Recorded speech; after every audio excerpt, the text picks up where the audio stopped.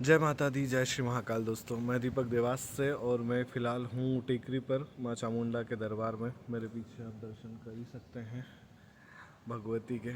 बहुत सुंदर दरबार है और लाखों लोग इस स्थान पर आते हैं, अपनी मन्नतें पूरी होती है और माँ भगवती के आगे सर झुकाते हैं। बहुत चैतन्य स्थान है और सभी जानते हैं पूरे देश में, और विदेश से भी लोग आते हैं यहाँ पे दर्शन करना। इतना प्रसिद्ध स्थान है। इसकी मान्यता जुड़ी हुई है, आप सभी जानते होंगे, माँ सती से।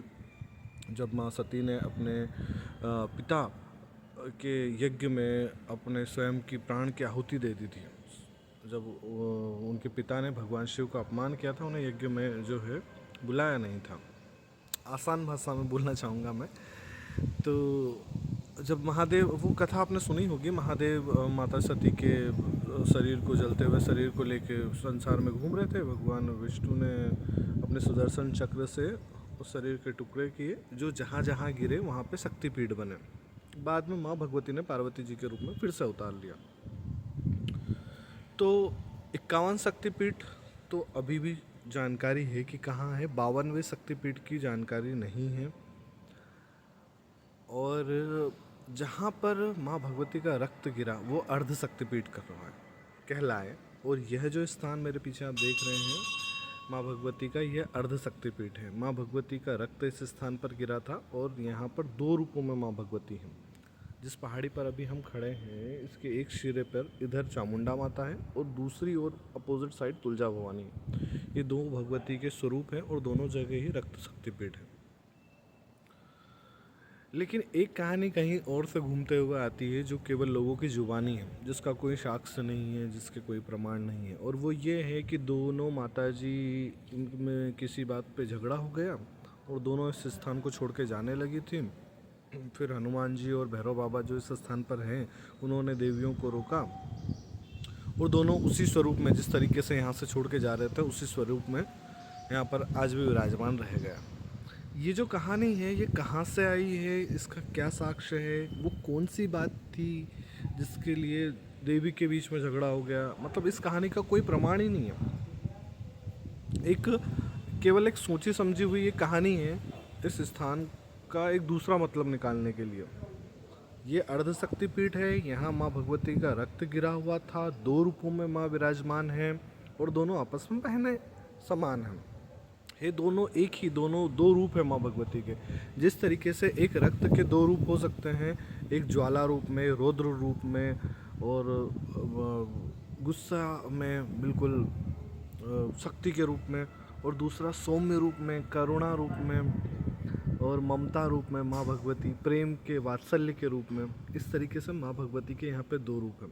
मेरे पीछे जो है वो चामुंडा देवी है, और चामुंडा नाम से ही आप समझ गए होंगे, जो रौद्र रूप में रहती है, शत्रुओं का नाश करती है माँ भगवती। और पहाड़ी के उस पार है तुलजा भवानी जी, जो बिल्कुल करुणा रूप में है।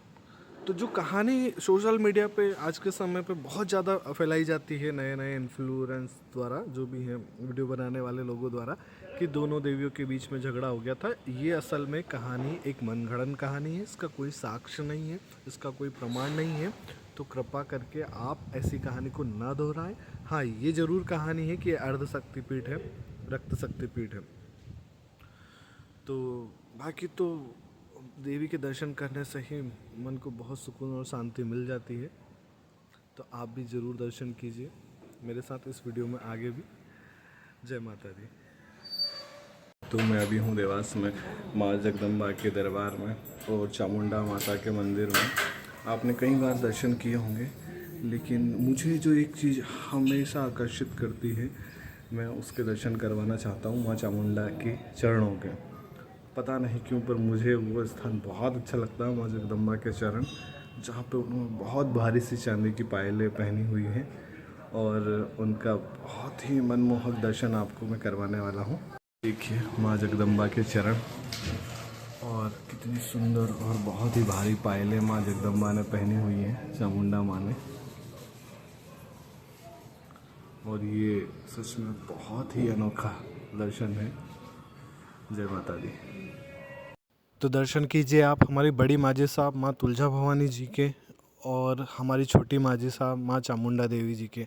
असल में दोनों माँ भगवती बड़े सुंदर रूप हैं और दोनों एक ही हैं, लेकिन यहाँ दो रूप में विराजमान हैं, इसलिए दोनों आपस में बहनें कहलाई जाती हैं। बड़े ही सुंदर और मनोहारिक दृश्य हैं और हर साल लाखों लोग यहाँ पर दर्शन करने आते हैं। तो आप अगर मध्य प्रदेश से हैं या फिर भारत के किसी भी कोने से हैं, मध्य प्रदेश में देवास शहर में इनके दर्शन करने ज़रूर आइएगा। जय माता दी।